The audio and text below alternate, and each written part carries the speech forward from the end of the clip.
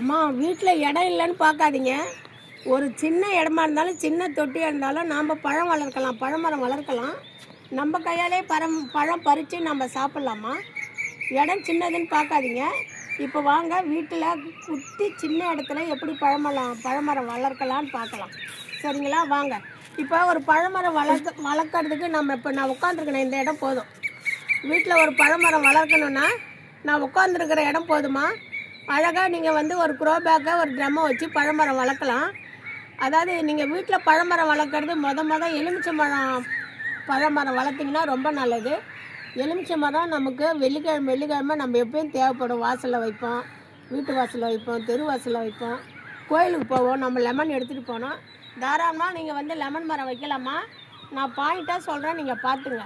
சரிங்களா? இந்த லெமன் கன்று வாங்கும்போது லெமன் செடி வாங்குறீங்களா, நீங்கள் விதை போட்டு நம்ம லெமன் யூஸ் பண்ணி நம்ம ஏதாவது ஒரு விதை போட்டால் அது வந்தால் நமக்கு பலன் கொடுக்காதுமா. அதெல்லாம் மரத்துலேருந்து கூட எடுத்துருக்கலாம். உங்களுக்கு ஹைப்ரிட்டாக கிடைக்காது. வீட்டு தோட்டத்தில் வளர்க்குறதுக்கு ஒரு ஆரோக்கியமான, உதாரணத்துக்கு எலுமிச்சை செடி சொல்கிறேன். உங்களுக்கு என்ன பழமரம் வேணுமோ அதே பழமரத்துக்கு கன்று ஆரோக்கியமாக வளர்ச்சியாக பூ பூத்துருக்கா, காய் காய்ச்சிருக்கான்னு பார்த்து வாங்குங்க. இது பாயிண்ட் 1. வாயின் நம்ம வீட்டிலே நம்ம இடத்தோட சூழ்நிலை, நம்ம கிளைமேட்டுக்கு அவங்க 1 மாதம் 10-20 நாள் கூட இருக்கலாம். நீங்கள் வேலைக்கு போகிறவங்களா இருந்தால் பிரச்சனையே இல்லை. அது அந்த கவர்லேயே இருக்கலாம். 2 டேஸ் ஒரு முறை ஈரம் நினச்சா போதும். இது பாயிண்ட் 2. பாயிண்ட் 3, நம்ம வைக்கும் போதே ஒரு பெரிய க்ரோ பேக்கோ இல்லை பெரிய ட்ரம்மை வச்சிடணும். 18x22, 22x22, 24x24. அதாவது நமக்கு பலன் கொடுக்கணும், நம்ம அதை என்ஜாய் பண்ணணும் அப்படின்னு நினச்சிங்கன்னா நீங்கள் வைக்கும்போதே பெருசாக பெரிய கொள்ளலை கொண்ட பாத்திரத்தில் வைக்கிறது பெட்ரு. இதை பாருங்கள், என்னுடைய எலுமிச்சை மரத்து ட்ரம்மை பாருங்கள், பக்கத்தில் இந்த ட்ரம்மை பாருங்கள். அதாவது இந்த மாதிரி ட்ரம்முங்களில் நீங்கள் பார்த்து ஒன்றை வச்சுட்டா போதும். சரிங்களா? இவங்க கரெக்டாக 1.5 மாதத்துலேயே ஒரு 8 மாதத்துலேயே பலன் கொடுக்குறாங்க. இப்போ கிடைக்கிற பழமர கன்றுகள். இடமும் நமக்கு தேவையில்லை, குயிக்காகவும் பலன் கொடுக்குது. அதை நம்ம வருஷம் க்ரோ பேக் மாற்றாத அளவுக்கு நம்ம வச்சுக்கணும்.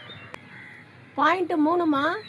பாயிண்ட் 3 நாம் எப்படி பழமரம் வைக்கிறது. நான் வாங்கிட்டு வந்துட்டேன், பாட்டு க்ரோ பேக்லாம் ரெடி பண்ணிட்டேன். எப்படி வாங்கிட்டு வருதுன்னா, மக்கும் குப்பைகள், தோட்ட கழிவுகளாக, கிச்சன் வேஸ்டேஜாக என்ன மக்கிற குப்பையாக இருக்கணும்.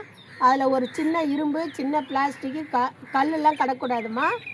நம்ம ஃபஸ்ட்டு ஹோல்ஸ் போட்டு மேலேருந்து மண் கீழே இறங்காத அளவுக்கு அதில் திக்காக ஒரு ஓட்டாஞ்சொல்ல கல்லை வச்சுட்டு, நீங்கள் உங்கள்கிட்ட தோட்ட மண் இருக்குது, எம்சாண்ட் இருக்குது, ஆற்று மண் இருக்குது, கொக்கோ ஃபீட் இருக்குது. மாடியாக இருந்தால் டெஃபினட்டாக கொக்கோ ஃபீட் கலந்து வைங்க. இல்லைன்னா 1-2 பழமரம்னா கொக்கோ ஃபீட் தேவையில்லை. சரிங்களா? இந்த மாதிரி நம்ம லேயராக பிரிச்சுக்கணும். அதான் சமப்பங்கு. ஒரு அளவு ஒன்று எடுத்துங்க. ஒரு மரமோ ஒரு கூடையோ ஒரு பாத்திரமோ எடுத்துக்கிட்டு 2:2. இந்த 2:2 போடும்போதே தோட்டம் பண்ணால் அதுக்கு மேலே ஒரு தோட்ட கழிவுகள், செத்த வைக்கோல், பேப்பர்ஸு, என்ன நம்மகிட்ட மக்கிற குப்பை இருக்கோ பார்க்கலாம். 2வது எம்சாண்ட், அதுக்கு மேலே ஒரு மக்கும் குப்பைகள், அதுக்கு மேலே கொக்கோ ஃபிட். இந்த மாதிரி போட்டு நம்ம பழமர கன்று வேர் வைக்கிறோமில்ல, ஒரு கடையிலேருந்து நர்சரியிலேருந்து வாங்கிட்டு வரோமில்ல, அந்த கவரை பிரிக்கும்போது கீழே அந்த மரவேரில் இருக்கிற பாதி மண்ணை நம்ம ரிமூவ் பண்ணிடணும். ரிமூவ் பண்ணிவிட்டு மாட்டு சாண எரு, ஆட்டு சாண எரு அந்த வேரில் படுற மாதிரி நம்ம இப்போ ஒரு க்ரோ பேக்கில் வச்சுட்டோம். வச்சு மேலே தோட்ட மண்ணை போட்டு நல்லா டைட் பண்ணிவிடுங்க. உங்களுக்கு ஆக்சிஜன் போகக்கூடாது. கரெக்டாக? இப்போ டைட் பண்ணிட்டீங்க, மரம் வச்சுட்டிங்க, நல்லா இடம் பார்த்துட்டிங்க, மரம் வச்சுட்டிங்க. பாயிண்ட்டு 4, மரம் வச்சுட்டிங்க. நல்ல வெயில் அவங்களுக்கு நம்ம 8 மணி நேரம் 9 மணி நேரம் நல்ல வெயில் இருக்கணும், காத்தோட்டமாக இருக்கணும்.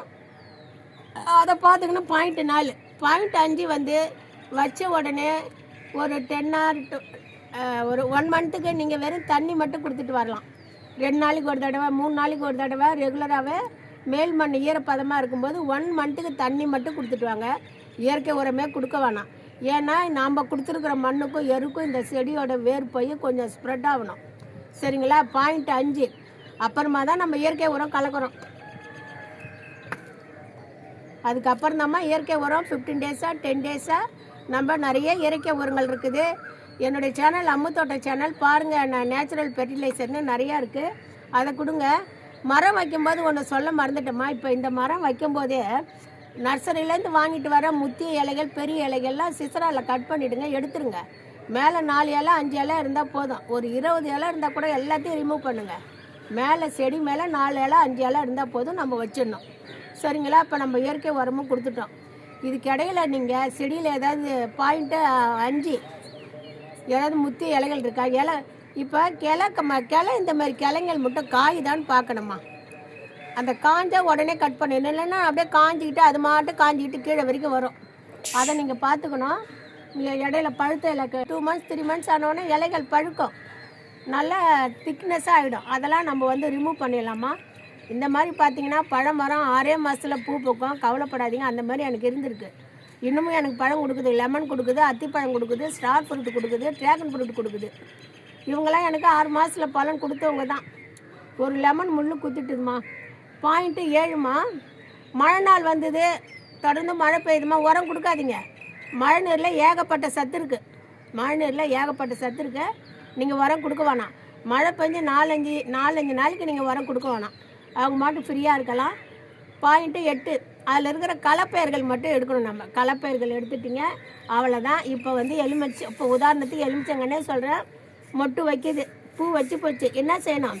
எந்த பழமரம் வச்சாலும் மொத பூக்கிறத நம்ம கிள்ளி போட்டுடணும். அது எப்பொழுதுமே எந்த செடியாக இருந்தாலும் ஃபஸ்ட்டு பூ வைக்கிறாங்களா, ஃபஸ்ட்டு பூக்குறாங்களா, அது இறைவனுக்குன்னே நினச்சிப்போம். நாம் எப்படி சின்ன பிள்ளைங்கள படிக்கும்போது நம்ம போய் இப்போ 6th போகிறேன் நான். இப்போ என்னை இந்த உருவத்தை நினச்சிங்க, நான் 6ஆம் வகுப்பு போகிறேன். போகும்போது எங்கள் அம்மா நோட்டு வாங்கி நான் என்ன செய்வேன், ஒரு பக்கத்தை விட்டுருவோம்ல, முதல் பக்கம் நோட்டில் எழுதும்போது எல்லாருமே விட்டுருவோம். அது என்னமோ எழுதப்படாத சட்டம் மாதிரி ஃபஸ்ட்டு பேஜை விட்டுருவோம். அந்த மாதிரி முதல்ல வர பூக்களை 1 2 கிள்ளி போட்டுருங்க. அதுக்கப்புறம் 1 மாதத்தில் 2 மாதத்தில் பூ வச்சு காய்ப்பாங்க. நல்ல பலன் இருக்கலாம்.